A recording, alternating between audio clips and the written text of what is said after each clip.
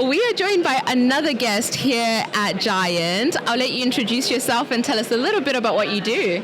My name is Tanya Kobzar, and I am a founder and CEO of a company named Diversido, and we are providing full-cycle software development services, web, mobile applications, UI UX design, website, covering all technical needs of our clients, and digital health is one of our main expertise. So we've been in this industry for almost 11 years.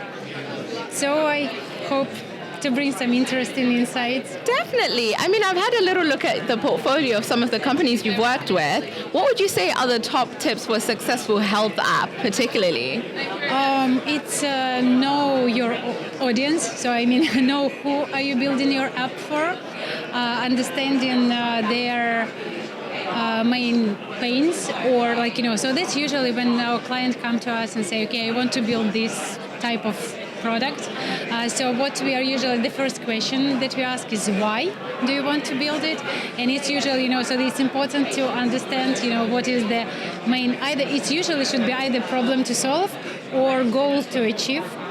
And so if our clients understand it well, so that is good. And also another important part is to know how, what are you going to do after you built it? Because build awesome product is one thing, but promote it and make people to know about it is another, and also very important part. And I've seen a lot about gamification, particularly on some of the apps and the companies that you work with. I mean, there's a lot of success with companies like Duolingo and kind of making things a bit like that. Do you think there's room for that in health? Definitely.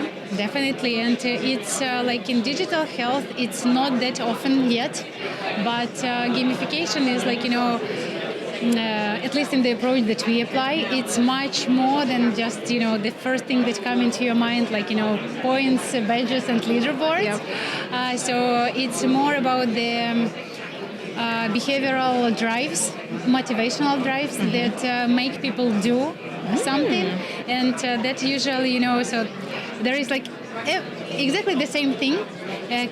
People can do it because of different motivations, and it's very important when designing the gamification solution. The gamified solution is to make sure that you are actually implying the particular drives that are for this audience, yes, and that are also in line with the company values, with how the company wants their users to feel.